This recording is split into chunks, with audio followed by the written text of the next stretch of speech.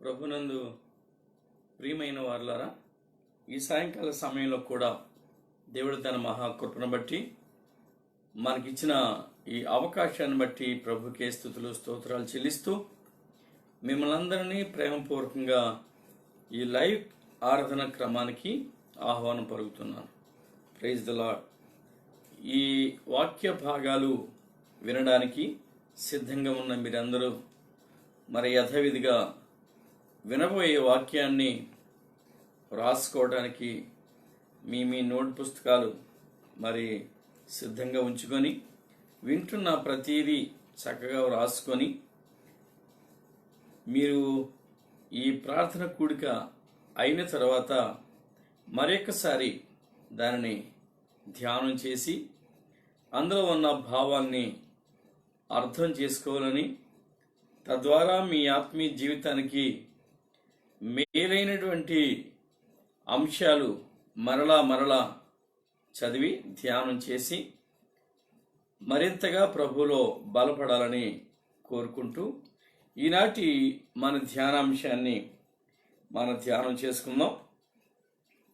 ప్రకటన గ్రంథంలో 8వ అధ్యాయము 12, 13 వచనాలు మనం చదువుకున్నట్లయితే, 4వ దూత బోర ఊదినప్పుడు సూర్య చంద్ర నక్షత్రములలో 3వ భాగము చీకటి కమ్మునట్లును, పగటిలో 3వ భాగము సూర్యుడు ప్రకాశింపకున్నట్లును, రాత్రిలో 3వ భాగమున చంద్రుడు నక్షత్రములు ప్రకాశింపకున్నట్లును వాటిలో 3వ భాగము కొట్టబడును. మరియు నేను చూడగా ఆకాశ మధ్యమున ఒక పక్షిరాజు ఎగురుచు బోరలు ఊదబోచున్న 3 దూతల బోరల శబ్దమును బట్టి భూనివాసులకు అయ్యో అయ్యో అని గొప్ప స్వరముతో చెప్పుట వింటిని. ప్రార్థన చేసుకుందాం. ప్రేమగల ప్రభువా, కృపా కనికరం కలిగిన మా పరలోకపు తండ్రి, మరొకసారి నీ పరిశుద్ధ పాదములకు స్తుతులు స్తోత్రాలు చెల్లిస్తా ఉన్నాం. ఈ 7 బోరల శబ్దాన్ని, అందులో దాగి ఉన్న ఆత్మీయ మర్మాన్ని మాకు ఒక్కొక్కటిగా బయలుపరుస్తూ ఈ దినాన్న 4వ బోరను మా కొరకు సిద్ధపరిచిన విధానాన్ని బట్టి మీకే స్తుతులు స్తోత్రాలు చెల్లిస్తా ఉన్నా. ఈ బోరను గూర్చిన మర్మం మేము ధ్యానం చేయుచుండగా మా హృదయాలలో అది ఫలించినట్లు, తద్వారా మా జీవితాలు మేము ప్రభువా నీకు అనువుగా మార్చుకొనగలిగినట్లు మీ కృప దయచేయమని, వాక్య భాగాలు మేము ధ్యానిస్తున్నప్పుడు మీ సన్నిధిలో మమ్మల్ని అందరూ దాచి ఉంచమని ప్రార్థన చేస్తున్నాను. ప్రభువా, ఈ వాక్యాన్ని వింటున్న బిడ్డలు నీ చిత్తాన్ని గ్రహించే ధన్యతలో వారు నింపి మీరే మహిమ ఘనత ప్రభావాలు పొందుకోమని త్వరలో మా కొరకు తిరిగి రాబోతున్న యేసుక్రీస్తు నామంలో ప్రార్థించి వేడుకుంటున్నాము తండ్రి, ఆమేన్. ప్రియులారా, ఈ 4వ బోర ఊదబడినప్పుడు లేక 4వ దూత బోర ఊదినప్పుడు ఇక్కడ జరిగినటువంటి మార్పులు మనం గమనిద్దాం. ఏమి మార్పులు చోటు చేసుకున్నాయి, ఏమి దేవుని కార్యం అక్కడ జరిగింది అని మనం గుర్తుంచుకుంటే, ఆ బోర ఊదినప్పుడు సూర్య చంద్ర నక్షత్రములలో సూర్యుడు, చంద్రుడు, నక్షత్రాలు 3 విషయంలో ఇక్కడ మాట్లాడుతూ ఉన్నాడు. సూర్యుడు ప్రకాశింపకుండా, రాత్రిలో చంద్రుడు ప్రకాశింపకుండా, అలానే నక్షత్రాలు ప్రకాశింపకుండా 3వ భాగాన్ని దేవుడు కొట్టివేసినట్టు రాయబడుతూ ఉంది. పిల్లరా, ఇక్కడ మనం జ్ఞాపకం చేసుకుంటే మొదటి బోర ఊదినప్పుడు,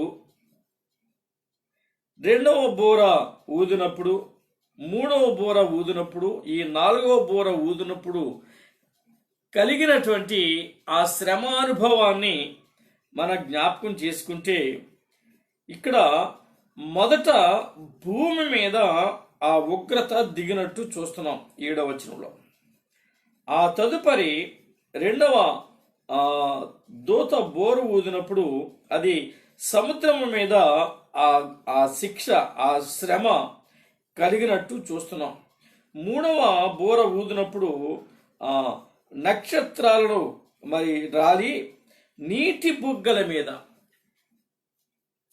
బుగ్గల మీద ఈ శ్రమ లేక ఆ ఉగ్రత దిగినట్టు మనం చూసాం. ఈ 4వది సూర్య చంద్ర నక్షత్రాలలో చూస్తున్నాం.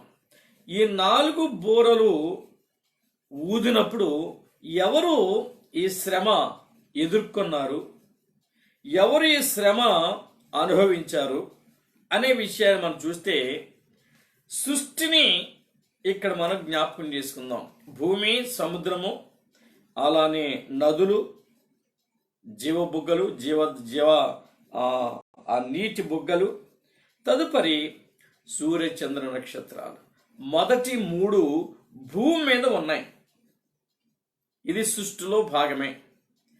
మానవుని జీవన విధానానికి, మనుగడకు అవసరమైనటువంటి సృష్టిని ప్రభు సృష్టించినప్పుడు ఆ సృష్టిలో ఉన్నటువంటి వాటిని మానవాళికి అనుకూలంగా, జీవనోపాధి కలిగించేవిగా, మానవాళికి కావలసినటువంటి మేలైన ఆహార పదార్థాలు అనుగ్రహించినట్లుగా భూమి, సముద్రము, నదులు అనేవి ఈ భూమి మీద సృష్టించబడ్డాయి.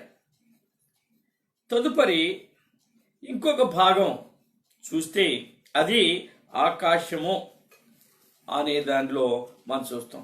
నిజానికి సృష్టి క్రమంలో దేవుడు ఈ రెంటిని వేరు చేశాడు. భూమి, ఆకాశం. భూమి, ఆకాశం ఎలా వేరు చేశాడు అనే విషయాన్ని మీరు ఆదికాండం 6వ వచనంలో మీరు చూస్తారు. మొదటి అధ్యాయం.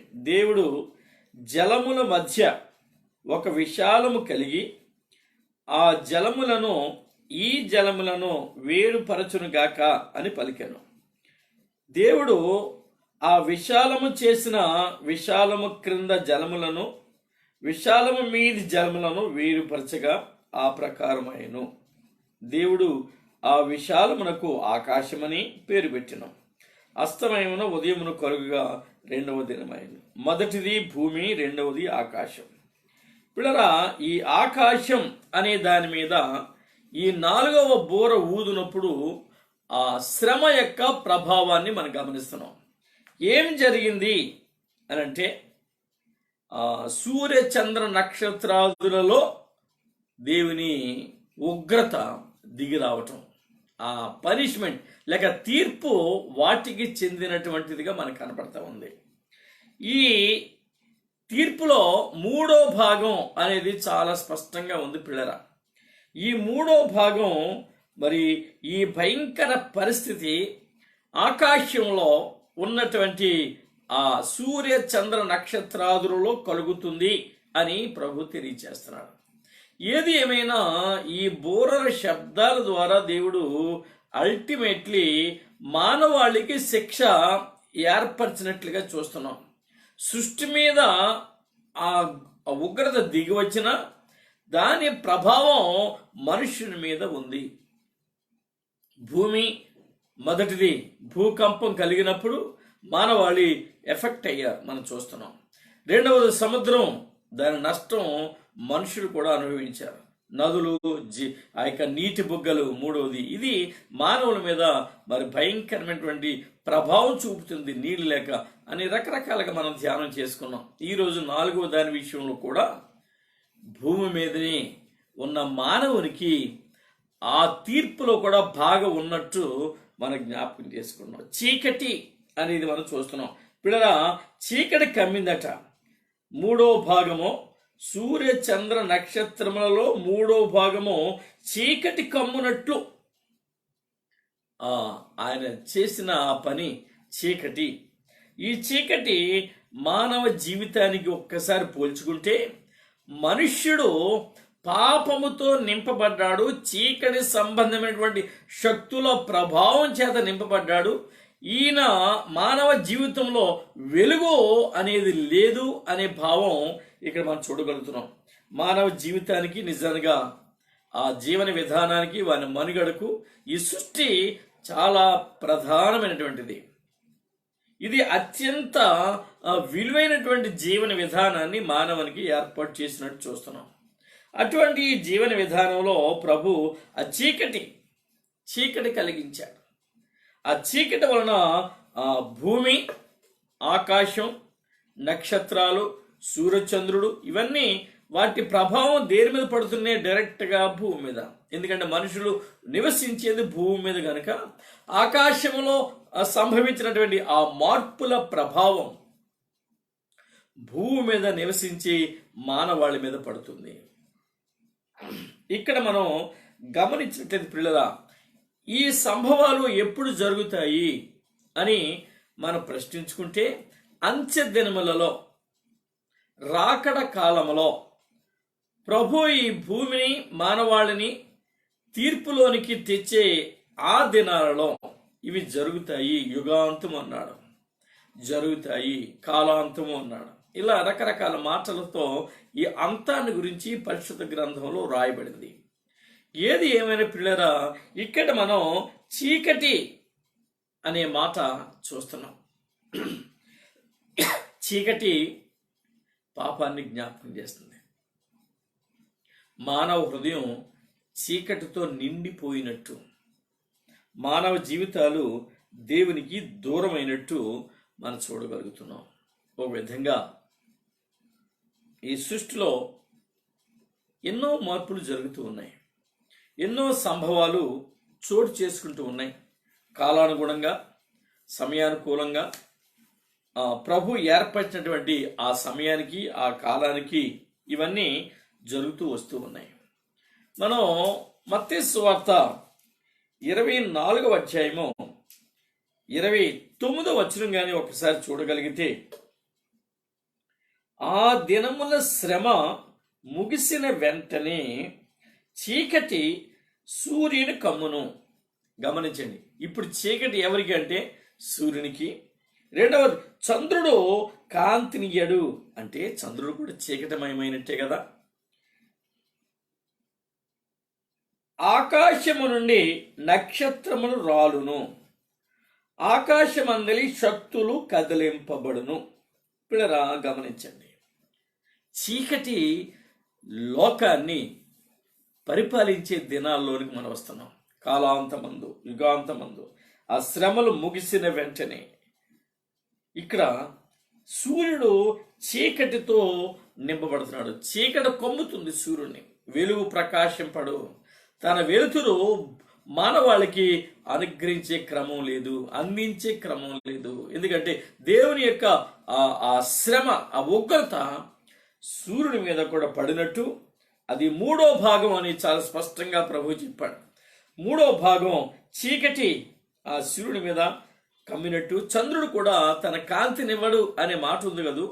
ఆ మాటలో మనం గమనించవలసింది 3వ భాగం అతడు కూడా చీకటమయమయ్యాడు అనేటువంటి ఆ మాటల్ని. నక్షత్రాలు కూడా రాలిపోయేట, ఆకాశం అందరి శక్తులు కదిలించబడినవి గనక ఆ నక్షత్రాలు రాలిపోని అనే మాటను కూడా ఇక్కడ మనం గమనిస్తున్నాం. పిల్లరా, ప్రవచనాలు ఉన్నాయి వీటి విషయంలో. ఆ మత్తయి సువార్తలో ఇప్పుడు మనం చూసిన విషయం ప్రభు బోధించాడు శిష్యులకు. ఈ అంత్యకాలాన్ని గురించి, రాకడ సూచన గురించి ఆయన మాట్లాడుతున్నప్పుడు ఆయన ఈ విషయాన్ని బోధించాడు. శిష్యులు అడిగారు, అయ్యా ఈ యుగాంతానికి నీ రాకడకు సూచనలు ఏంటి అని అడిగినప్పుడు ఆయన ఒక్కొక్కటి వివరించాడు. ఆ వివరించే క్రమంలో 29వ వచనంలో మనం చూసాం, మరి సూర్యుడు చీకటి కమ్ముతాడు, చంద్రుడు వెలిగినివ్వడు, నక్షత్రాలు రాలిపోతాయి. ఇలాంటి మాటలు ప్రభు మనకి జ్ఞాపకం చేశాడు. దీన్ని ప్రవచనాలు ఉంటే ఆ ప్రవచనాలు ఒకవేళ మనం చూడగలిగితే యోవేలు గ్రంథంలో దీనిని గూర్చిన ప్రవచనాలు వ్రాయబడ్డాయి. యోవేలు గ్రంథం 2వ అధ్యాయము 10వ వచనం చూస్తే, ప్రియులరా, ఇక్కడ ఆయుధాలు, బలాఢ్యులు, రథాలు అని రకరకాల మాటలు వాడబడ్డాయి.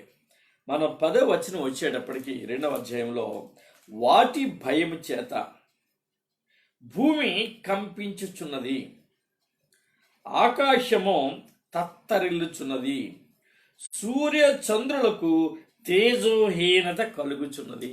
మనకు కావలసిన ధ్యానాంశంలో భాగం ఏంటంటే సూర్య చంద్రులకు తేజోహీనత, వెలుగు తగ్గిపోతుంది, వెలుగు తీసివేయబడుతుంది, నక్షత్రములకు కాంతి తప్పుతుంది. చూడండి, సూర్యుడు, చంద్రుడు, నక్షత్రాలు ఆ 4వ దూత బోర ఊదినప్పుడు తగిలే దెబ్బ, దేవుని ఉగ్రత దేని మీద ఏ విధంగా ప్రభావం చూపుతుంది అనేది మనం చూసాం. ప్రకటన గ్రంథం 8వ అధ్యాయం 12వ వచనం. అదే విషయం ఇక్కడ ప్రవచనం ఉంది. యోవేలును దేవుడు ఆత్మపూర్ణుడిగా ఉంచి ఆత్మతో నింపి రాబోయే దినాల్లో జరగబోయే అంశాల గురించి బోధించే క్రమంలో ఈ విషయాన్ని ఆయన బోధించినట్లుగా మనం గుర్తించవలసిన వారమేంటున్నాం. అలానే పిల్లరా 31వ వచనం కూడా చూడండి. 2వ అధ్యాయంలోనే 31వ వచనం కూడా చూస్తే యెహోవా యొక్క భయంకరమైన ఆ మహాదినము రాకముందు సూర్యుడు తేజోహీనుడగును. చూడండి, సూర్యుడు తేజోహీనుడగును, చంద్రుడు రక్తమయమగును. ఇవన్నీ మార్పులు, సూర్య చంద్ర నక్షత్రాదులలో కలిగే మార్పులు. ఈ మార్పుల ప్రభావం మానవాళి మీద ఎంతో తీవ్రంగా ఉంటుంది. ఈ మనుషులు చీకటిలో కొట్టుమిట్టాడతారు, వారికి వెలుగు లేదు. ఎక్కడికి వెళ్ళాలో, ఏం చేయాలో, ఎలా ఉండాలో అనేవి వారికి కానరావు. చీకటి చీకటి, రాత్రి అంతే, పగలు అంతే, చీకటే. ఈ చీకటిలో వారు తడుముకుంటున్నారు. మనిషికి మనిషి మరి తడుముకుంటూ మనం చూస్తున్నాం. ఐగుప్తులో కటిక చీకటి, మనిషికి మనిషి కానరానంత చెమ్మ చీకటి ఆ ఐగుప్తు వారిని శిక్షించే క్రమంలో ప్రభు ఆ అద్భుతాన్ని, ఆ తెగులను అక్కడ పుట్టించాడు. అలా ఈనాడు మానవాడికి ఒకరిని ఒకరు చూసుకోలేనంత ఆ చీకటి ఇక్కడ కూడా చోటు చేసుకుంటుందా అన్నట్టు మనం గుర్తించాలి. 3వ భాగం సూర్యుడిలో, చంద్రుడిలో, నక్షత్రాలలో 3వ భాగం ఈ ఉగ్రతను బట్టి కొట్టివేయబడింది అనే మాట మనం చూసాం. పిల్లరా, మరి మన జీవితాలు దేవుడు దుర్భరం చేయకుండా మనం దేవుని మీద ఆధారపడేటువంటి మాటల్ని మనం గుర్తెరగాలి. ఆమోస్ గ్రంథంలో ఒకవేళ మీరు చూస్తే ఆమోస్ గ్రంథంలో ఈ మాటల గురించి కూడా వివరించాడు. 8వ అధ్యాయము 9వ వచనం చూడండి. 8వ అధ్యాయము 9వ వచనం. ప్రభువైన యెహోవా సెలవిచ్చినది ఏమనగా, ఆ దినమున నేను మధ్యాహ్న కాలమందు సూర్యుని అస్తమింప చేయుదును, పగటి వేళను భూమికి చీకటి కమ్మజేయుదును. భూమి మీద చీకటి పగటి వేళ, సూర్యునిలో చీకటి. ఈ భూమి మీద పగటి వేళలో చీకటి, వెలుతురు లేదు పిల్లరా, దేవుని దీవెన లేదు, దైవాశీర్వాదాలు లేవు, చీకటమయం. ఎక్కడ చూసినా అంధకారం, గాఢాంధకారము అలుముకొని ఉందని మనం గమనించాలి. యెషయా గ్రంథంలో మరి ప్రభు ఈ విషయాన్ని బోధించే క్రమంలో ఇది కూడా ఒక ప్రవచనం. 13వ అధ్యాయము 10వ వచనం కానీ మనం చూస్తే యెషయా 13:10 ఆకాశ నక్షత్రములను నక్షత్ర రాసులను తమ వెలుగు ప్రకాశింపనివ్వవు, తమ వెలుగును ప్రకాశింపనివ్వవు. ఉదయకాలమున సూర్యుని చీకటి కమ్మును, చంద్రుడు ప్రకాశింపడు. ఉదయకాలమునే, దిన ప్రారంభములోనే చీకటి. పిల్లరా, మరి కొద్ది సమయం గడిచిన తర్వాత కాదు, ఉదయ ప్రారంభములోనే చీకటి మనం చూస్తున్నాం. ఈ చీకటి శక్తులు భూమి మీద మరి ఏలుతున్నప్పుడు అంధకారములో, అంధత్వములో మానవుడు ఏమీ కనుగొనలేక, ఎవరిని చూడలేక, ఏమి చేయాలో తెలియక సతమతమైపోతూ ఆ చీకటిలో మరి తన జీవనాన్ని గడపవలసి వస్తుంది. పిల్లరా, ఈ చీకటి డైరెక్ట్గా మానవాళికి మరి ఎఫెక్ట్ ఇస్తూ ఉంది. భూమి కంపించినప్పుడు, మొదటి బూర ఊదినప్పుడు, ఆ భూకంపంలో ఉరుములు, వేపులు, అగ్ని జ్వాలలు ఆ భూమి మీద పడినప్పుడు మనిషే ప్రభావితం అయ్యాడు. వాటి వలన నష్టపోయాడు. సముద్రాలలో మండుచున్న కొండ వంటిది ఒకటి పడినప్పుడు పిల్లరా, అందులో మరి ఆ జీవరాశులు మరణించినప్పుడు, ఓడలు మరి నాశనమైనప్పుడు దేవుని యొక్క ఆజ్ఞను బట్టి దాని ఎఫెక్ట్, దాని ప్రభావం మానవుడే అనుభవించాడు. అలాంటి పిల్లరా, నదుల మీద, నీటి బుగ్గల మీద మూడో దూత బోర ఊదగా దేవుని యొక్క ఉగ్రత దిగి వచ్చినప్పుడు నీరంతా మాచిపత్రి వలన చేదైపోయి చేదైన జలాలు, విష జలాలు ఆ నదులలో ఉన్నప్పుడు, నీటి బుగ్గలలో ఆ చేదు జలాలు ఉన్నప్పుడు కూడా అది మానవుడే దానిని అనుభవించవలసి వచ్చింది. కాబట్టి పిల్లరా, ఈ శ్రమలన్నీ ఎవరు టార్గెట్ చేయబడ్డారు అంటే మనుషుడే. ఎందుకంటే పిల్లరా, మనుష్యుడు మరి దేవుని చిత్తాన్ని గుర్తించాలి. ప్రభువు మానవుని ప్రేమించాడు. దేవుడు లోకముని ఎంతో ప్రేమించాడు. ఆ ప్రేమ నీ మీద మరి కనపరిచే క్రమంలో, అది రుజువు చేసుకున్న క్రమంలో సిలువలో ఆయన మరణం చెందాడు. ఆ మరణం నీకు విడుదలిచ్చింది. ఆ మరణం నీ జీవానికి ఈ వెలుగు ప్రసాదించింది. మరణించిన వాడు మరణించినట్టుగానే ఉండక పునరుద్ధరణైన కారణంగా నీలో ఆ పాపము గతించిపోయి నూతనత్వం ఉబికేటట్టు నీ ఆంతర్య పురుషుడు నూతనపరచబడినట్లు ఆయన పునరుద్ధరణయ్యాడు, జీవాన్ని ఇచ్చాడు. ఆ జీవం మనలో ఉండుట ద్వారా మనం జీవిస్తూ ఉన్నాం, నూతనత్వాన్ని పొందుకున్నాం. పిల్లరా, మనం ఆ ప్రభువును తృణీకరించాం గనక, ఆ ప్రేమను నిర్లక్ష్యం చేశాం గనక, పాపాన్ని శాపాన్ని వెంబడించి దేవునిని మనం దుఃఖపరుస్తున్నాం కనుక ఆ ప్రభు కడవరి దినాలలో యుగాంతమందు మానవాళి మీదకి శిక్షను తీసుకొచ్చే క్రమం ఆయన ఏర్పరిచి ఉంచాడు. ఆ క్రమంలో భాగంగానే ఈనాడు మనం ఈ వాక్యాన్ని ధ్యానం చేసుకుంటూ ఉన్నాం. పిల్లరా, సూర్యుడు, చంద్రుడు, నక్షత్రాలు ఆకాశంలో మనకి కనపడేవే. ఇవన్నీ చీకటమయంగా మార్చబడుతున్నాయి. ఇవన్నీ తేజోహీనంగా మారిపోతున్నాయి. అవి ప్రకాశపడటం లేదు. అవి చీకటి కమ్ముకుంది. ఉదయమునే చీకటి కమ్ముకుంది.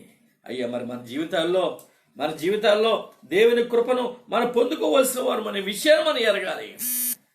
మన బ్రతుకు దినాల్లో చీకటి ఉండకూడదని, వెలుగుతో నింపబడాలని మీరు లోకానికి వెలుగై ఉన్నారు అన్నాడు ప్రభు.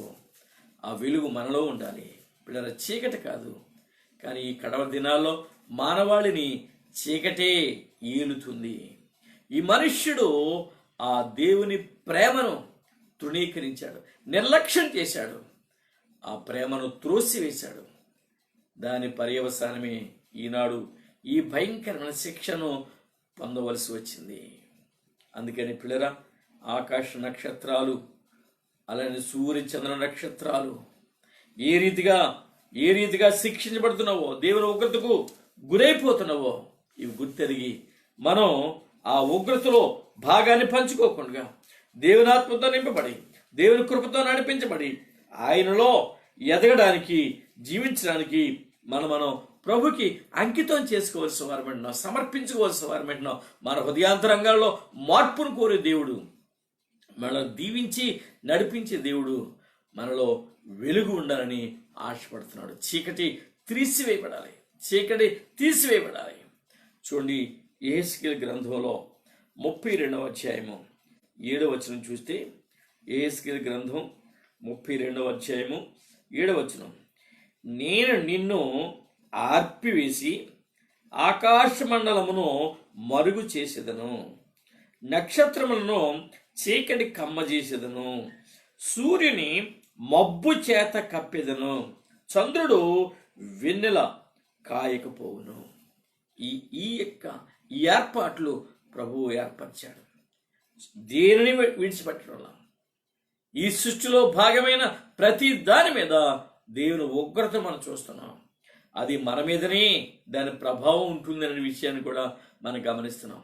పిల్లరా, ఈ ఆత్మీయత మరి మనం కలిగిన బిడ్డలంగా దేవునికి సమీపంగా మన మన మన జీవితాలను మలుచుకొని ఆయన సన్నిధిలో జీవించడానికి మనం సమాయత్తపరచుకోవలసిన వారమేంటున్నాం. సూర్యచంద్ర నక్షత్రాలలో ఎన్నో ప్రవచనాలు, ఎన్నో విషయాలు దేవుడు ముందే బయలుపరిచి ఉంచాడు. ఇది మానవాళి మనుగడ కొరకు, వారి జీవితం మార్పు కొరకు ఇవన్నీ ఉపయోగపడేటువంటి ప్రవచనాలు.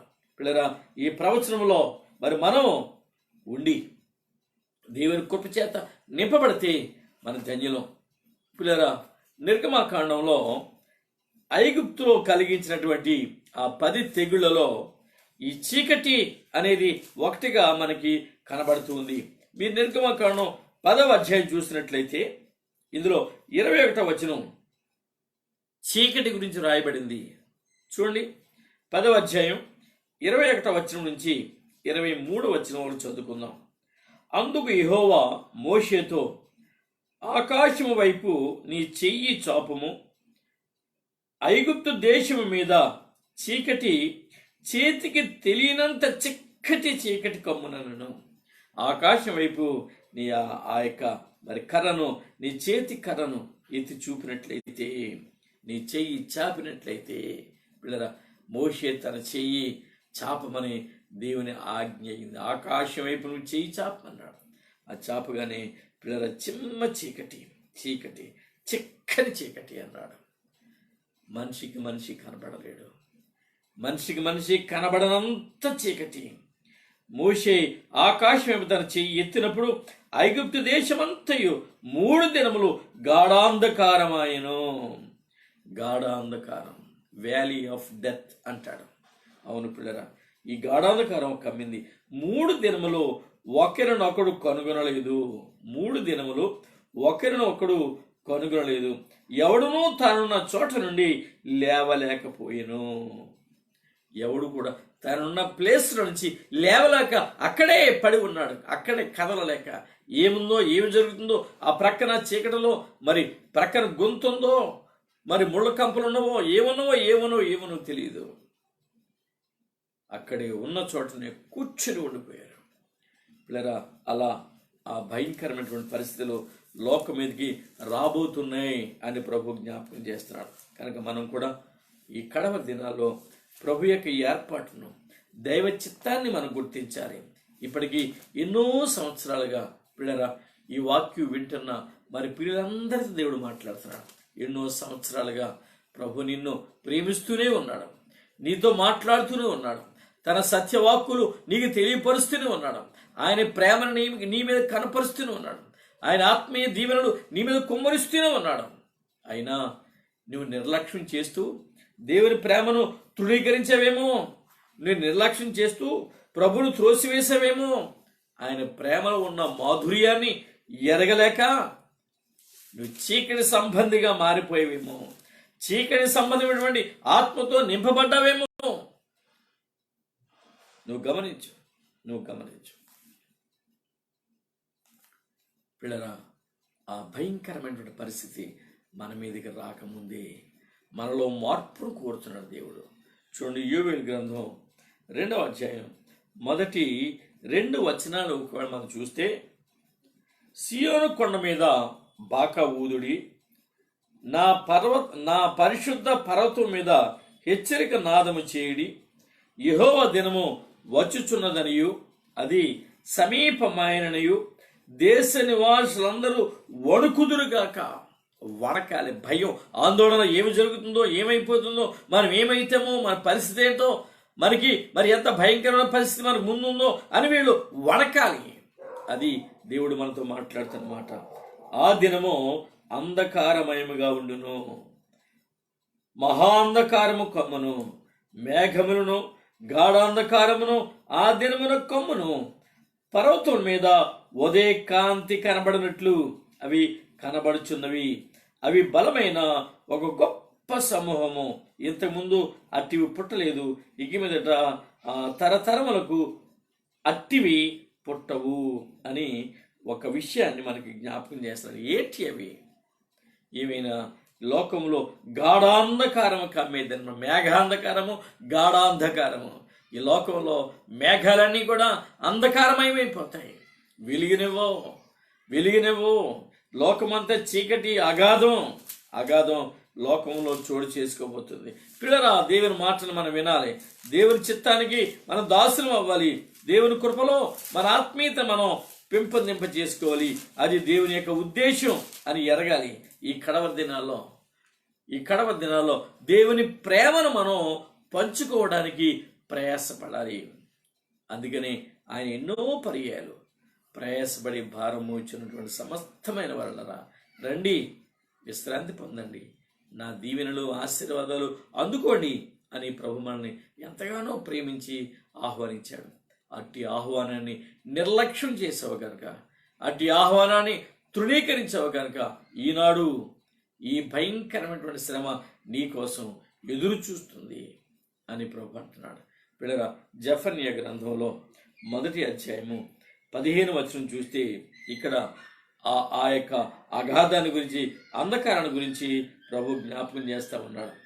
ఆ దినము ఉగ్రత దినము, శ్రమయు ఉపద్రవమును మహానాశనమును కమ్ము దినము, అంధకారమును గాఢాంధకారమును కమ్ము దినము, మేఘములను ఆ గాఢాంధకారమును కమ్ము దినము. ప్రియరా, మేఘాన్ని కూడా గాఢాంధకారం కమ్ముతుందంట. అంధకారమయం. లోకమంతా అంధకారం. ఎవరెక్కడో ఏమో, ఏంటి పరిస్థితి ఎవరికి అర్థం కాదు. ఒకరినొకరు మరి పిల్లరా, మరి తాకుతూ, గుద్దుకుంటూ, తగులుతూ, కింద పడిపోతూ, మరి త్రొక్కబడుతూ, ఎంత భయంకరమైనటువంటి పరిస్థితి లోకం మీదకి రాబోతుందో మీరు గమనించండి, గుర్తించండి. ఇది కడవరి గడియ. ఈ కడవరి గడియలో దేవుని మాట నిర్లక్ష్యం చేయక, ఆయన మాటలు ఆశ్చర్యకరమైన మాటలు మనం నమ్మగలగాలి. ఆ మాటల మీద ఆధారపడాలి. దాని కొరకు ఎదురు చూడాలి. చూడండి పిల్లరా, ఆమోస్ గ్రంథంలో 5వ అధ్యాయం మనం చూస్తే 5వ అధ్యాయం 19-20 వచనాల్లో ఆయన ఆ రోజు ఉండే పరిస్థితి వివరిస్తా ఉన్నాడు. ఒకడు సింహమునొద్ద నుండి తప్పించుకొనగా ఎలుగుబంటి ఎదురైనట్టు, వాడు ఇంటిలోనికి పోయి గోడ మీద చెయ్యి వేయగా పాము వాని కరిచినట్టు ఆ దినముండును. యెహోవా దినము నిజముగా వెలుగైయుండదు కాదా? వెలుగు ఏమాత్రమున లేక అది కారు చీకటిగా ఉండదా? వెలుగు ఏమాత్రమున లేక అది కారు చీకటిగా ఉండదా? ఎస్, వెలుగు ఉండదు, అంతా చీకటి. ఈ చీకటి లోకం మీద కమ్ముతుంది అని ప్రభు చెప్పాడు. లేదా ఈ చీకటి రాబోయే ఆ భయంకరమైన చీకటి ఎప్పుడు మనకు బయలుపరచబడిందంటే, యేసయ్య సిలువలో వేలాడుతున్నప్పుడు ఆ నీతి సూర్యుడు పొందుతున్న శ్రమలను చూచి ఈ ప్రకృతి సూర్యుడు తట్టుకోలేక కాంతిని, మరి చీకటిని అనుగ్రహించాడు. కాంతిహీనుడు. చూడండి, మార్కు సువార్త 13వ అధ్యాయం 24వ వచనం చూస్తే, ఆ దినములలో ఆ శ్రమ తీరిన తరువాత చీకటి సూర్యుని కమ్మును, చంద్రుడు తన కాంతినియ్యడు, ఆకాశము నుండి నక్షత్రములు రాలును, ఆకాశమందలి శక్తులు కదిలింపబడును. పిల్లరా, ఇవి పరిస్థితి. ఎప్పుడైతే ఆకాశములో సూర్యుడు చీకటి కమ్ముతాడో, చంద్రుడు చీకటి కమ్ముతాడో, నక్షత్రాలు కూడా చీకటి కమ్ముతాయో, ఆకాశంలో అంతరిక్షంలో చేసే ప్రయాణాలు చిన్న భిన్నమైపోతాయి. అంతరిక్షంలో ప్రయాణించేటువంటి ఆ యొక్క మరి ఫ్లైట్స్ కానీ, ఈ శాటిలైట్స్ కానీ, ఏవైనా సరే ఆ వెలుగు లేని కారణంగా, చీకటమయమైన కారణంగా జరిగేటువంటి ఒకదాన్ని ఒకటి ఢీకొని జరిగే నష్టాన్ని మనం గమనించాలి. అవి కంట్రోల్ చేయడానికి కంట్రోలర్స్ పనిచేయవు. వాటి మార్గాన్ని నిర్దేశించడానికి ఆ రేస్ పనిచేయు. పిల్లరా, ఈ అగాధం భయంకరమైనటువంటి పరిస్థితి లోకం మీదకి రాబోతుంది అని ప్రభు మనకి ముందే తెలియజేస్తున్నాడు. కనుక ఆ దుస్థితి మన మీదకి రాకమునిపే, ఆ భయంకరమైన చీకటి లోకాన్ని కమ్మకముందే మనం మారాలి. దేవుని చిత్తాన్ని మనం గ్రహించాలి. పిల్లరా, మనం మరలా మన ధ్యానాంశానికి వచ్చినట్లయితే, మన ధ్యానాంశంలో ప్రార్థన గ్రంథంలో 8వ అధ్యాయము మరి 12వ వచనం మనం చూస్తాం. 4వ దూత బూరు ఊదినప్పుడు జరిగే సంభవం అదేంటంటే, సూర్య చంద్ర నక్షత్రాదులలో 3వ భాగము కొట్టువేయబడటం, చీకటి కమ్మటం, లోకమంతా అగాధముగా మారిపోవటం, చీకటి చిమ్మ చీకటి లోకాన్ని ముంచటం, నింపడం మనం చూస్తున్నాం. అంతేకాదు పిల్లరా, ఇంకొక వింత కూడా అక్కడ చోటు చేసుకుంది. దీన్ని కూడా మనం ధ్యానం చేద్దాం. 2 నిమిషాలు ఎక్కువైనా సరే ఈ మర్మాన్ని కూడా మనం జ్ఞాపకం చేసుకుందాం. 13వ వచనం జాగ్రత్తగా వినాలి. ఇందులో దేవుని యొక్క చిత్తం మర్మయుక్తంగా దాగి ఉంది. 13వ వచనం, మరియు నేను చూడగా ఆకాశ మధ్యమున ఒక పక్షిరాజు ఎగురుచు బోరలు ఊదబోచున్న 3 దూతల బోరల శబ్దమును బట్టి భూనివాసులకు అయ్యో అయ్యో అయ్యో అని గొప్ప స్వరముతో చెప్పుట వింటిని. పిల్లరా, మనం ఇక్కడ గమనిద్దాం. బోరలు ఎన్ని అని మనం చదువుకున్నాం. 8వ అధ్యాయం ప్రారంభంలోనే బోరలు 7 బోరలు అని మనం చదువుకున్నాం. మొదటి వచనం, 2వ వచనం మనలోసారి చదువుకుందాం. 8వ అధ్యాయం 2వ వచనం, అంతటా నేను దేవుని ఎదుట నిలుచు 7 దూతలను చూచి నేను దేవుని ఎదుట నిలుచు 7 దూతలను చూచితిని, వారికి 7 బోరలు ఇయ్యబడెను. 7 బోరలు ఇయ్యబడెను. 7గురికి 7 బోరలు. మరలా మీరు 6వ వచనం వచ్చేటప్పటికి, అంతటా 7 బోరలు పట్టుకొని ఉన్న ఆ 7 దూతలు ఊదుటకు సిద్ధపడిరి. గమనించండి, బోరలు 7, దూతలు 7. 7 బోరల్లో ఈరోజు మనం ధ్యానించుకున్న బోర 4వది. ఈ 4 బోరల యొక్క ఉగ్రత లేక ఈ 4 బోరల యొక్క ప్రభావం సృష్టి మీద పడింది. డైరెక్ట్లీ సృష్టి మీద, ఇండైరెక్ట్గా మానవాళి మీద. చూశారు కదా. ఇకపోతే 6వ దూత బోర, 5వ దూత బోర ఊదటం అనేది 9వ అధ్యాయం 1వ వచనంలో ఉంది. 4వ దూత బోర ఊదటం అనేది 8వ అధ్యాయం 12వ వచనంలో ఉంది. ఈ 4వ దూతకి 5వ దూతకి మధ్యలో ఒక విషయం రాయబడింది. అదేంటంటే, ఆకాశ మధ్యంలో ఒక పక్షిరాజు ఎగురుచున్నట్టు, ఆ ఎగురుచున్న పక్షిరాజు మిగిలిన 3 బోరల శబ్దాన్ని గమనించండి. ఇంకా 3 బోరలు మిగిలి ఉన్నాయి. 4 అయిపోతే 3 ఉన్నాయి. ఈ 3 బోరలు ఊదినప్పుడు వచ్చే శబ్దాన్ని బట్టి ఏ రకమైన ఉగ్రత లేక తీర్పు మానవాళి మీదకి దిగి రాబోతుందో ఆ దూత ఎరిగి ఉన్న కారణంగా మానవాళికి శ్రమ దాగి ఉంది అని తెలియచేస్తుంది. పక్షిరాజు అన్నాడు, అవును కదా. పక్షిరాజు అని తెలుగులో ఉంది, కానీ ఇంగ్లీష్లో పక్షిరాజు అనే మాట లేదు. ఏంజిల్ ఫ్లయింగ్ త్రూ హెవెన్ అని ఉన్నది. ఏంజిల్ ఫ్లయింగ్ త్రూ హెవెన్, పక్షిరాజు కాదు. ఆకాశ మధ్యమున ఒక దూత, ఏంజిల్ ఎగురుతూ ఉన్నట్టు ఇంగ్లీష్ ట్రాన్స్లేషన్లో ఉంది. తెలుగులోనేమో మరి పక్షిరాజు అన్నాడు. సో మనం తీసుకోవాల్సింది పక్షిరాజును కాదు, దూతనే తీసుకోవాలి.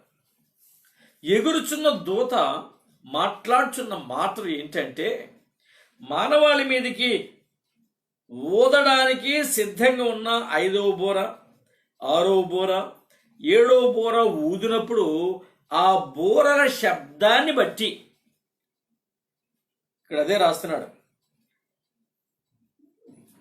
బోరలు ఊదబోచున్న 3 దూతల బోరల శబ్దముని బట్టి బూరల శబ్దమును బట్టి భూనివాసులకు అయ్యో అయ్యో అయ్యో అని గొప్ప స్వరముతో చెప్పుట వింటిని. అయ్యో అనే పదం విచారాన్ని వ్యక్తపరుస్తున్నట్టు. విచారం. ఇంగ్లీష్లో అయ్యో అనే పదం ఓ అంటుది అని ఉంది. అయ్యో నీకు శ్రమ. లోకం మానవాళి మీదకి 3 భయంకరమైన శ్రమలు రాబోతున్నాయి అని చెప్పడానికి ఇక్కడ దూతను దేవుడు వాడుకున్నారు. ఈ ఉగ్రత లేక శ్రమలు దూతల ద్వారానే మానవాళి మీదకి పంపిస్తున్నాడు. ఆ దూతలు ఊదినప్పుడు ఆ శ్రమ ఏమిటో వేదన ఏంటో కనపడతా ఉంది. In spite of all these things మరలా దూతనే వాడుకున్నాడు. ఏమని? రాబోయే శ్రమల ప్రభావం ఎంత తీవ్రంగా ఉందో ఆ తీవ్రతను అయ్యో అనే మాటలో ఇమిడ్చి మనకు తెలియచేస్తున్నాడు. చూడండి పిల్లరా, అయ్యో అనే మాట పరిశుద్ధ గ్రంథంలో ఆయా సందర్భాల్లో వాడబడింది. నిజానికి అయ్యో అంటే నీకు శ్రమ కలుగునుగాక. సింపుల్. మీకు శ్రమ కలుగునుగాక. ఆ బోర ఊదేటప్పుడు వచ్చే శబ్దం, ఆ బోర ఊదేటప్పుడు వచ్చే శబ్దాన్ని బట్టి ఆ శ్రమ ఏమిటో ఆ దూత తెలుపుతుంది. గమనించండి. అందుకని 4వ బోరకి 5వ బోరకి మధ్యలో మిగిలిన 3 బోరల ప్రభావం ఎంత భయంకరంగా ఉండబోతుందో వివరించబడతా ఉంది. ఈ వివరణలో 3 అయ్యో అనే పదాలు 3 పదాలు వాడాడు. అంటే ఆ మిగిలిన 3 బోరలో వచ్చే శబ్దాలు శ్రమతో మిళితమైన శబ్దాలే. ఆందోళనకరమైనటువంటి ప్రభావం మానవాళికి ఉంది. మానవాళి మీద ఆ తీర్పు మహాభయంకరంగా ఉంది అనే విషయాన్ని మనం గమనించాలి పిల్లరా. అందుకని మనం విడిచిపెట్టబడే ఆ గుంపులో ఉండక, నామకార్థ జీవితాన్ని కలిగి ఉండక, విశ్వాస యాత్రలో సాగిపోతున్నాము అని చెప్పుకుంటున్న మనం ప్రభువుకు తగినట్టుగా జీవించాలి. అలా జీవిస్తే ఆయన రూపం మనకు వస్తుంది. ఆయన రూపం మనకు వస్తే ఎత్తబడే గుంపులో మనం ఉంటాం. పిల్లరా, మీరు గమనించండి. అయ్యో మీకు శ్రమ కలుగునుగాక అనే మాట. మనం దీనికి సంబంధించి కొన్ని మాటలు పరిశుద్ధ గ్రంథంలో కానీ చూడగలిగితే, మీకు శ్రమ కలుగునుగాక అనే మాట యేసయ్యే స్వయంగా శాస్త్రులకు పరిసయ్యులకు తెలియపరిచాడు.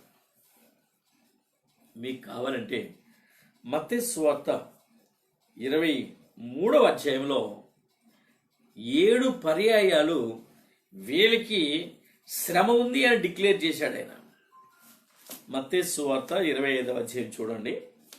ఇందులో నేను మీకు అంతా వివరించను కానీ ఏ సందర్భాల్లో అయ్యో అనే పదాన్ని వాడాడో మీ ముందు ఉంచుతా. అన్నీ మనకు తెలిసిన విషయాలే, మనం చదువుకుంటూ కూడా ఈజీగా అర్థమవుతుంది. ఇక్కడ నేను ఎందుకు జ్ఞాపకం చేస్తున్నానంటే, మీకు శ్రమ పొంచి ఉంది అని ప్రభు ముందే వాళ్ళకి చెప్పాడు. ఆ శ్రమ ఏమిటో చెప్పలేదు కానీ శ్రమ ఉందన్నాడు. అయ్యో మీకు శ్రమ కలుగును గాక అన్నాడు. 23వ అధ్యాయం 13వ వచనం చూస్తే 13, 14 వచనాల్లో అయ్యో వేషధారులైన శాస్త్రులారా పరిసయ్యులారా అని సంబోధించాడు. అయ్యో అనే పదం ఉంది. తదుపరి 15వ వచనాన్ని మీరు చూడగలిగితే అక్కడ కూడా వచ్చిన ప్రారంభం అయ్యో అని ప్రారంభించాడు. వేషధారులైన శాస్త్రులారా పరిసయ్యులారా. వేషధారులు అనే మాట వాడాడు పిల్లరా. వీళ్ళు కంటికి ఒక్కలా కనిపిస్తారు, వీళ్ళ క్రియలు ఇంకొకలాగా ఉంటాయి. ఉదాహరణకి నేను అప్పుడప్పుడు మీతో చెబుతూ ఉంటాను, ప్రైజ్ ద లార్డ్ అంటూ ఉంటారు పెదవులతో, నోటితో. హృదయంలో వీడికి ఏందిరా ప్రైజ్ ద లార్డ్ చెప్పేది, నా కర్మ కానీ అని ఫీల్ అవుతారు. అది దిమనస్కత్వం, దేవునికి ఇష్టం లేదు. అది వేషధారి. వేషధారి జాగ్రత్త. అట్టి స్వభావం నీలో ఉంటే ఆయన 7 పర్యాయాలు ఇదే అధ్యాయంలో నీ వేషధారత్వాన్ని జ్ఞాపకం చేస్తున్నాడు. వేషధారి అయ్యో అనే మాటతో ఆయన 13, 14 వచనాలు చెప్పాడు, 15 వచనం చెప్పాడు, 16 వచనం చూడండి. అయ్యో అంధులైన మార్గదర్శకులారా, అంధత్వంతో ఉన్నటువంటి వారులారా అన్నాడు. ఈ స్వభావం ఎవరైనా మనలో కలిగి ఉంటే దీన్ని మనం విడిచిపెట్టాలి పిల్లరా. అలానే ఇంకొక మాట 16లో చెప్పిన తర్వాత 23వ వచనంలో కూడా అయ్యో అనే మాటను ఆయన సంబోధించాడు. అయ్యో వేషధారులైన శాస్త్రులారా, పరిసయ్యులారా అన్నాడు. పిల్లరా, ఈ కడవ దినాల్లో మరి మన జీవన విధానాన్ని మనం పరీక్షించుకోవాలి, పరిశీలించుకోవాలా, మనం ఏమై ఉన్నామో జ్ఞాపకం చేసుకోవాలా. ఈ ఆత్మీయస్థితి మనలో జరగాలి పిల్లరా. ఇంకొక మాట ఐదవ మాట ఏంటంటే 25వ వచనంలో అయ్యో వేషధారులైన శాస్త్రులారా, పరిసయ్యులారా. మిగిలిన మాటలు మనకి తెలిసిన మాటలే మీరు చదువుకోవచ్చు. 27వ వచనంలో అయ్యో వేషధారులైన శాస్త్రులారా, పరిసయ్యులారా అని సున్నం కొట్టిన సమాధిలో ఉన్నాడు. అలానే 29వ వచనం కూడా ప్రభు మాట్లాడుతున్నాడు. అయ్యో వేషధారులైన శాస్త్రులారా, పరిసయ్యులారా. వేదన, శ్రమ దాగి ఉంది. ఈ శ్రమను ఎదుర్కోవాల్సి ఉంది. ఈ శ్రమ మన మీద ప్రభావం చూపబోతుంది. అలానే కొన్ని 2 పట్టణాల విషయంలో కూడా ప్రభు చెప్పాడు. అయ్యో 11వ అధ్యాయం 21వ వచనం చూడండి. 11వ అధ్యాయము 21వ వచనం ఈ మత్తయి సువార్తలోనే అయ్యో కొరాజీనా, అయ్యో బెత్సయిదా, మీ మధ్యను చేయబడిన అద్భుతములు తూరు సీదోను పట్టణములలో చేయబడిన ఎడల ఆ పట్టణముల వారు పూర్వమే గోనె పట్ట కట్టుకొని బూడిద వేసుకుని మారు మనసు పొందియుందురు. అయ్యో కొరాజీనా, అయ్యో బెత్సయిదా, నేను మీలో ఎన్నో ఆశ్చర్యాలు చేశాను, ఎన్నో మేలుతో నింపాను. పిల్లరా, అక్కడ బెత్సయిదా, కొరాజీనా అన్నాడు, కానీ నీ పేరు పెట్టి చూసుకో. నీ పేరు అక్కడ ఉంచుకొని ఆ పేర్లలో నీ పేరు పెట్టుకొని ఒక్కసారి చూసుకో. ఆయన చేసిన మేలుడు, ఆయన చూపిన ప్రేమ, ఆయన కనపరిచినటువంటి ఆత్మీయత, ఆయన మనలో మరి వివరించినటువంటి ఆధ్యాత్మికత. అయ్యో అయ్యో అయ్యో. పిల్లరా, ఇంకొకటి చాలా ప్రాముఖ్యమైన విషయం, బబులోను కూలిపోబోతుంది. ప్రకటన గ్రంథంలో బబులోను గురించి కూడా ప్రభు దాని పతనాన్ని గురించి కూడా వివరించాడు. మీరు చూడండి 18వ అధ్యాయం ప్రకటన గ్రంథంలో 10వ వచనం చూడండి. 9, 10 కలిసి ఉన్నాయి. దానితో వ్యభిచారం చేసి సుఖభోగములను అనుభవించిన భూరాజులు దాని బాధ చూచి భయాక్రాంతులై దూరమున నిలువబడి దాని దహన ధూమమును చూచినప్పుడు దాని విషయమే రొమ్ము కొట్టుకొనుచు ఏడ్చుచు అయ్యో అయ్యో బబులోను మహాపట్టణమా, బలమైన పట్టణమా, ఒక్క గడియలోనే నీకు తీర్పు వచ్చెను. నీకు తీర్పు వచ్చింది కదా, ఒక్క గడియలోనే. బబులోను బబులోను. పిల్లరా, బబులోను అంటే మన తెలుసు బాబేలు. ఈనాడు ప్రపంచ పట్టణంలో మరి బబులోను గురించి మనం చూస్తే బాగ్దాద్ ఇరాక్, దాని దుస్థితి, దాని పతనాన్ని ప్రభు రాస్తున్నాడు. అలానే చూడండి, అక్కడ 15, 16 వచనాలు కూడా దాని పతనాన్ని గురించి ప్రభు జ్ఞాపకం చేశాడు. ఏమనంటే ఆ పట్టణం చేత ధనవంతులైన ఈ సరుకుల వర్తకులు ఏడ్చుచు, ఇది మహావ్యాపారం. ఇక్కడే వ్యభిచార సంబంధమైనటువంటి ఆ సంబంధం కలిగి ఉంది ఇక్కడ మొదటిసారి. ఈ రెండవసారి వ్యాపారం. ఏంటి వ్యాపారం అంటే ఆ పట్టణం చేత ధనవంతులైన ఈ సరుకుల వర్తకులు ఏడ్చుచు దుఃఖపడుచు అయ్యో అయ్యో సన్నపు నార బట్టలు ధూమ్ర రక్త వర్ణపు వస్త్రములను ధరించుకొని బంగారంతోనూ రత్నములతోనూ ముత్యములతోనూ అలంకరించబడిన మహాపట్టణమా, ఇంత ఐశ్వర్యము ఒక్క గడిలోనే పాడైపోయినే అని చెప్పుకుందురు. దాని బాధను చూచి భయక్రాంతులై దూరముగా నిలుచుందురు. గమనించండి, బంగారం ఇక్కడ ఐశ్వర్యం, మరి అలానే దాని బంగారం, ఆ రత్నాలు, మరి దాని యొక్క ధూమ్ర రక్తపు వర్ణ వస్త్రాలు, అన్నీ చెప్పాడు. బంగారం మీకు గుర్తుందో లేదో, మీరు చదివి ఉంటారు, విని ఉంటారు. మరి ఈ ఇరాక్ గురించి మాట్లాడుతున్నప్పుడు సద్దాం హుస్సేన్ అని ఆయన రాజ్యపాలన చేస్తున్న దినాల్లో ఆయన బాత్రూమ్ 250 కోట్లతో నిర్మించాడట. జస్ట్ కేవలం వాష్రూమ్. అంటే బంగారానికి ఎంత విలువిస్తుందో ఆ దేశం మీరు గమనించండి, ఆ బబులోను. అందుకని దాన్ని ఆధారం చేసుకొని వ్యాపారం చేసి గొప్ప గొప్పోళ్ళు, కోటీశ్వరులు, ఐశ్వర్యవంతులు అయిన వాళ్ళందరూ దాని పతనాన్ని చూసి ఏడుస్తున్నారు. పిల్లరా, ఇంకొక మాట కూడా మనం చూద్దాం. 19వ వచనంలో కూడా దాని పతనాన్ని గురించి వ్రాయబడింది. 19వ వచనం, తమ తలల మీద దుమ్ము పోసుకుని ఏడ్చుచు దుఃఖించుచు అయ్యో అయ్యో ఆ మహాపట్టణము, అందులో సముద్రము మీద ఓడలు గల వారందరూ దాని అందరి అధిక వ్యయము చేత ధనవంతులైరి, అది ఒక్క గడియలో పాడైపోయినే అని చెప్పుకొనుచు కేకలు వేయుచుండిరి.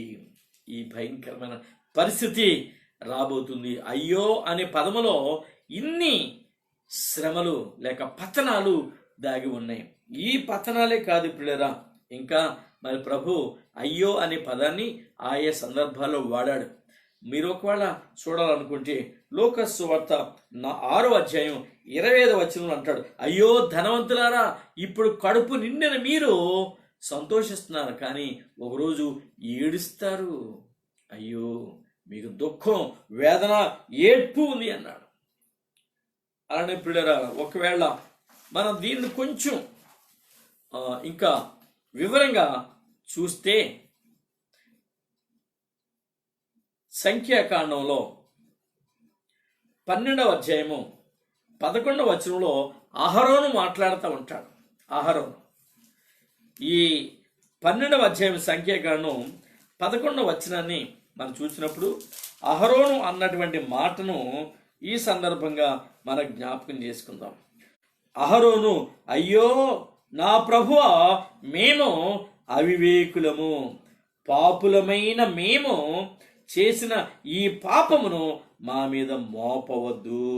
భయంకరమైనటువంటి పరిస్థితిని ఎదుర్కొంటున్న సందర్భంలో వారు చేసిన ప్రార్థన అహరోను చేశాడు. అయ్యో ఈ శాపం, ఈ పాపం అయ్యా, ఈ భయంకరత్వం మా మీద మోపకయ్యా అని ప్రార్థన చేశాడు. ఒకవేళ యెహోషువను కూడా మీరు జ్ఞాపకం చేసుకుంటే యెహోషువ కూడా 7వ అధ్యాయము 7వ వచనంలో ఈ ప్రార్థన చేసినట్టు మనం చూడగలుగుతాం. పిల్లరా, ఈ భయంకరమైన దుస్థితి వారిని ఎలా పట్టుకుని వేధించిందో అన్నటువంటి ఆ మాటను మనం చూడగలుగుతాం. 7వ అధ్యాయం 7వ వచనంలో, అయ్యో ప్రభువా యెహోవా, మమ్మను నశింపచేయనట్లు అమోరీయుల చేతికి మమ్మను అప్పగించుటకు ఈ జనులను ఈ యోర్దాను నీవెందుకు దాటించవయ్యా?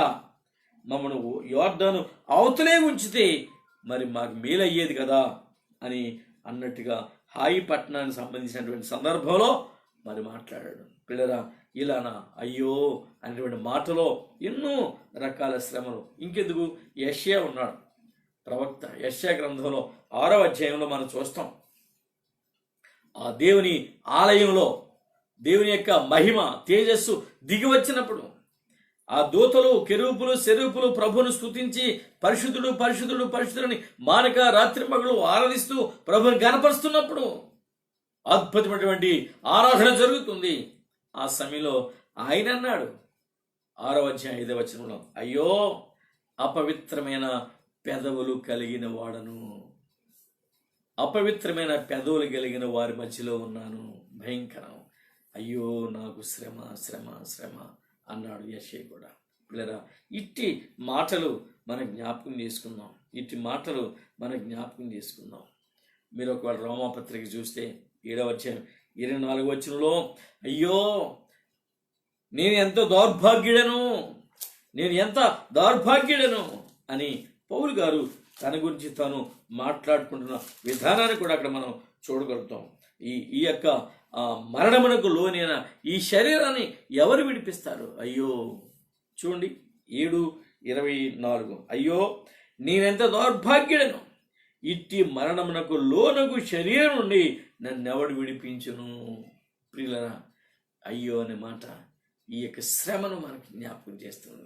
శ్రమను జ్ఞాపకం చేస్తుంది. కొరింథీ సంఘానికి కూడా మరి మొదటి పత్రికలో 9వ అధ్యాయం 6వ వచనం 16వ వచనం చూస్తే ఇక్కడ కూడా ఒక మాట వ్రాయబడింది. అయ్యో, సువార్త ప్రకటించకపోతే నాకు శ్రమ అన్నాడు పౌలు గారు. ఇలా చెప్పుకుంటూ పోతే పిల్లరా ఎన్నో విషయాలు మనం ధ్యానం చేసుకోవచ్చు. అయ్యో, 3 అయ్యో అనే పదాలు ఉన్నాయి. 3 బూరల శబ్దాలు ఇంకా మిగిలి ఉన్నాయి. ఆ 3 బూరల శబ్దాలు ఏంటో, ఆ శబ్దాలలో అయ్యో అనే పదాన్ని ఎందుకు వాడాడో, ఆ అయ్యో అనే శ్రమ దాని తీవ్రత ఎంతో, ఏ రీతిగా మానవాళి మీద ఆ ఉగ్రత ఆ శ్రమ దిగిరాబోతుందో మనం మరి వివరించుకుంటాం. ఒక్కొక్కటి మరి రేపు అలా రాబోయే రోజుల్లో వివరించుకుంటాం. ఇక్కడ విచిత్రమైన సంగతి ఏంటంటే, అయ్యో అని పలుకుతున్నటువంటిది దూత. పిల్లరా గమనించండి. ఇక్కడ 2 నిమిషాలు మనం ఇక్కడ వివరణ తీసుకుందాం. ఆకాశంలో ఎగురుచున్న పక్షిరాజు అని తెలుగులో రాశాడు. ఇంగ్లీష్లో the angel flying through heaven అని ఉంది. అంటే ఎగురుచున్న దూత అని. దూత ఇక్కడ ఏ వర్తమానం అందిస్తూ ఉంది? శ్రమను గూర్చిన వర్తమానం అందిస్తూ ఉంది. శ్రమ, అయ్యో నీకు శ్రమ అని దూతలు ఏనాడు పరిశుద్ధ గ్రంథంలో పలికినటువంటి ఆ దినాలు లేవు. ఎందుకు నేను చెప్తున్నానంటే, దూతలు ఎప్పుడు శుభవచనాలే పలుకుతారు, ఆశీర్వచనాలే పలుకుతారు, ధైర్యాన్ని నింపే ఆదరణకరమైన మాటలే పలుకుతారు. ఇప్పుడు కూడా శ్రమను గురించిన వర్తమానాలు వాళ్ళు ప్రకటించలేదు. ఇదే ఈ కడవరి దినాల్లో, ఈ శ్రమ కాలంలో, ఈ భయంకరమైనటువంటి మహాశ్రమ కాలంలో మాత్రమే వారి నోటి గుండా శ్రమ అనే మాట వస్తుంది. నేను ఉదాహరణకి కొన్ని సందర్భాలు మీకు ఎత్తి చూపిస్తాను. కావాలంటే రెఫరెన్స్లు రాసుకోండి, త్వరగా చెప్తాను.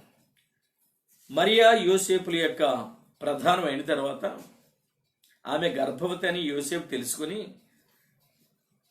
ఆమెను విడిచిపెట్టేయాలి రహస్యంగా ఆమె ఆలోచిస్తున్నప్పుడు దూత యోసేపును దర్శించి, యోసేపు భయపడకు అని అభయాన్ని ఇచ్చాడు. మత్తయి సువార్త 1వ అధ్యాయం 20వ వచనం. ధైర్యాన్ని ఇచ్చాడు, మరి ఆదరణకరమైన మాటలు మాట్లాడు. యోసేపు భయపడకు. ఎందుకు నువ్వు భయపడుతున్నావు? ఎందుకు రహస్యంగా విడిచిపెట్టాలనుకుంటున్నావు? ఇది దేవుని వల్ల కలిగిన కార్యం అని యోసేపును ధైర్యపరిచి బలపరిచినటువంటిది దూత మాట. ప్రభు అందుకు వాడుకున్నాడు దూతని. ఆ వర్తమానం పట్టుకుని వెళ్ళడానికి వాడుకున్నాడు. ఇక మరీ విషయంలోకి వస్తే లూకా సువార్త 1వ అధ్యాయం 28వ వచనంలో దయాప్రాప్తురాల నీకు శుభమో అని మరీను ధైర్యపరిచాడు. అవును కదా? ఇప్పుడు శాపవచనాలు దూతను నోటిలోకి వెళ్ళి రాలా. ఇంకో మాట మీరు చూస్తే ఆయన పునరుద్ధరణైన తర్వాత పునరుత్థాన వర్తమానాన్ని ఈ స్త్రీలకి దూతలు అందించే క్రమంలో వారిని అన్నారు, భయపడకండి అని దూత ఆ స్త్రీలను ధైర్యపరిచి అభయం ఇచ్చారు. వాళ్ళ నోట్లో శుభవచనాలు తప్ప ఎప్పుడు శ్రమను కూడినటువంటి ఈ యొక్క పరిస్థితులు ఎప్పుడు వారు ప్రకటించలేదు. ఇంకో మాట మీరు చూడండి, జకరియా బాప్తిమిచ్చే యోహాను జననాన్ని గురించి వర్తమానం దూత ద్వారానే పంపాడు. దేవుడు దూతనే వాడుకున్నాడు. జకరియా దగ్గరకు వచ్చి నీ ప్రార్థన వినబడింది, నీ ప్రార్థన పరలోకంలో వినబడింది, దేవుడు నీ ప్రార్థన ఆలకించాడు జకరియా అని అభయాన్ని ఇచ్చినటువంటి ఆ దూత వర్తమానం దైవ వర్తమానం తీసుకువచ్చింది. ఇంకెందుకు, యేసయ్య 40 దినాలు పరిచర్య ప్రారంభంలో ఉపవాసం నుండి ప్రార్థన చేసినప్పుడు అపవాది కొండ మీద తీసుకువెళ్ళి ప్రభును శోధించి అనేక రకాలుగా ఇబ్బంది పెట్టినప్పుడు ఆయన అలసిపోతే మత్తయి సువార్త 4:11 దూతలు వచ్చి పరిచయం చేసినట్టుగా మనం చూస్తాం. ఇప్పుడు శాపవచనాలు పలకల, శుభవచనాలే దూతల నోటి వెంబడి వచ్చాయి. కానీ ఇప్పుడు శాపవచనాలు, అయ్యో మీకు శ్రమ అనే మాట ఆ దూత పలకవలసి వచ్చింది. దీనికి కారణం మానవ జీవన విధానమే, మనిషి యొక్క అపవిత్రమైన జీవితమే ఈ మార్పుకి గల కారణం. ఇంకో మాట మీరు చూడాలనుకుంటే, యేసయ్య శిలువ మరణాన్ని పొందుతున్న సందర్భంలో ఆయన ఎంతో వేదన చెంది ప్రార్థన చేస్తున్నప్పుడు, ఆయన ఆ గెత్సెమనే వనములో ఆయన రక్తం చెమట బిందువుల వలె కారుతూ ఉన్నప్పుడు, అలసి సొలసి ఉన్నప్పుడు ఆ గెత్సెమనే తోటలో యేసయ్యను బలపరిచింది దూతే. కావాలంటే లూకా సువార్త 22:43 మీరు చూసుకోవచ్చు. యేసయ్యను బలపరిచింది, ధైర్యపరిచింది, ఆదరించింది, ఆయనలో ధైర్యాన్ని నింపింది దూతే. పిల్లరా, ఇంకా ఇలా చెప్పుకుంటూ పోతే ఎన్నో చెప్పుకోవచ్చు. షడ్రక్ మేషక్ అబేద్నెగోలు అగ్నిగుండంలో వేయబడినప్పుడు 4వ వ్యక్తిగా తిరిగిన వాడు దూతే. ఇంత అద్భుతమైనటువంటి పరిస్థితులు. దానియేలు మరి 21 దినాలు ఉపవాసం ఉండి ప్రార్థన చేస్తున్నప్పుడు ఆ దానియేలుకు జవాబు తీసుకొచ్చిన వాడు దూతే. 9:22 పిల్లరా, ఇట్టి ఆత్మీయ బలాన్ని, ఆత్మీయ వర్తమానాన్ని, దీవెనకరమైన విషయాల్ని తీసుకువచ్చి ఆ వార్తాహరులు దూతలు శాపాన్ని, ఉగ్రతను, ఆ భయంకరమైన పరిస్థితుల్ని వాళ్ళు ఎప్పుడు మోసుకురాలా. దీనికి గల కారణం ఏంటి? ఈ కడవ దినాల్లో ఈ మార్పు ఎందుకు కలిగింది? మన జీవన విధానంలో దేవునికి లోబడక, ఆయన చిత్తాన్ని గ్రహించక, ఆయన వాక్యాన్ని నిర్లక్ష్యంగా మనం చూస్తున్నాం కనుక రాబోయే శ్రమ యొక్క తీవ్రత ఎంత భయంకరంగా ఉంటుందో, మానవుడి మీదకి వచ్చేటువంటి ఆ శ్రమలు ఎంత వేదనకరంగా ఉంటాయో ప్రభు తెలియచేసే క్రమంలోనే దూతతో శాపవచనాన్ని పలికించాడు. శాపవచనాన్ని దూతల ద్వారా పలికించాడు.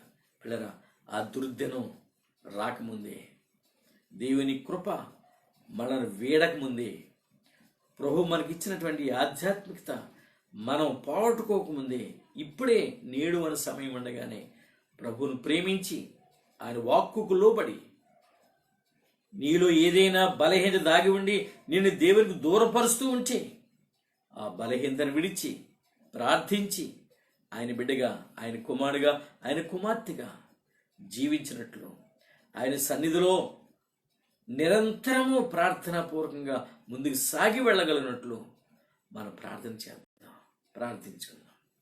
ప్రేమ కలిగిన ప్రభువా, కృపా కనికరం కలిగిన మా పరలోకపు తండ్రి, మరొకసారి నీ పరిశుద్ధ పాదములకు స్తుతులు స్తోత్రాలు చెల్లిస్తూ ఉన్నాం. మా గొప్ప దేవుడో నీకు వందనాలు చెల్లిస్తున్నాం. ప్రభువా, ఈ దూత 4వ దూత బోర ఊదినప్పుడు సూర్య చంద్ర నక్షత్రాలలో కలిగినటువంటి భయంకరమైన ఆ మార్పును గురించి మాకు వివరించారు. ఆ చీకటి, లోకమంతా చిమ్మ చీకటి ప్రభువా, వెలుగు లేదు నైనా, చీకటిలో ఒకరిని ఒకరు తాకలేనంత చీకటి, గుర్తింపలేనంత చీకటి లోకంలో ఉన్నది అని చెప్పాం. ఆ భయంకర దినాలు, ఆ దుర్దినాలు, ఆ వేదనకరమైన దినాలు, అంధకార దినాలు, గాఢ అంధకార దినాలు త్వరలో రాబోతున్నాయి అని మాకు వివరించావు. నీకే స్తుతులు స్తోత్రాలు. మమ్మల్ని ప్రభువా అలర్ట్ చేయండి నైనా. మా సీయోను ప్రార్థన మందిర బిడ్డలనే కాదు కానీ ఈ వాక్యాన్ని వింటున్న వారందరినీ కాదు, ప్రపంచ క్రైస్తవ సమాజాన్ని ఆయత్తపరచండి నైనా. ఈ వచ్చిన కరోనా ఇటువంటి ఫెయిల్యూర్స్ వలనే అని మానవాళికి సాటి చెప్పండి ప్రభువా, నీకు వందనాలు. అలా ఈ ప్రత్యేక సమయంలో, ఈ రాత్రి వేళలలో మీరు నాతో, మాతో నైనా, మా అందరితో మీరు మాట్లాడిన మాటలకే నీ స్తోత్ర. మీ చిత్తమైతే రేపటి దినాన్న మిమ్మల్ని అలా కలుసుకొని మీ సన్నిధి చాటున మీరు మాకు తెలియపరిచే మాటల్ని నైనా మీ జ్ఞాపకం చేసుకునే పర్యంతం మమ్మల్ని అందరినీ మీ సన్నిధిలో మీరు ఎక్కడి చోటున భద్రపరచమని ప్రార్థిస్తున్నాను. ఇంతవరకు విత్తబడిన వాక్యాన్ని అపవాది ఎత్తుకుపోకుండా వారి హృదయాలలో వాక్యాన్ని భద్రపరుచుకొని నెమరు వేసుకుంటూ నైనా ఈ ప్రార్థన కార్యక్రమం అనంతరం మరలా వాక్యాన్ని నెమరు వేసుకుంటూ వారి జీవితాలకి అన్వయించుకుంటూ ఎక్కడ లోపముందో, ఎక్కడ వెనుకబాటుతనం ఉందో, ఎక్కడ పడిపోయినటువంటి ఆ పతనం ఉందో, ఎక్కడ సరి చేసుకోవాల్సిన అవసరం ఉందో వారు గుర్తించుకొని సరి చేసుకొని దిద్దుకొని ముందుకు సాగిపోయే ధన్యతను వారికి దయచేయమని కూడా ప్రార్థిస్తున్నారు. నేను లోకంలో అలజడి, భయంకరం, ఆందోళన, గలిబిలి ఉంది. దీని నుంచి కూడా విడిపించండి. మీ సన్నిధి మాకందరికీ తోడుగా ఉంచి మీరే మహిమ పొందుకోమని దుష్ట శక్తులన్నీ యేసు నామములో బంధిస్తూ త్వరలో మా కొరకు తిరిగి రాబోతున్న యేసుక్రీస్తు నామములో ప్రార్థించి వేడుకుంటున్నాం తండ్రి. ఆమేన్. మన ప్రభువైన యేసుక్రీస్తు కృపయు, తండ్రి అయిన దేవుని ప్రేమయు, పరిశుద్ధాత్మ దేవుని యొక్క అన్యోన్య సహవాసం ఇప్పుడు ఎల్లప్పుడూ సదాకాలం మనందరికీ తోడుగా ఉండి నడిపింపచేయనుగాక. ఆమేన్. Praise the lord. Praise the lord.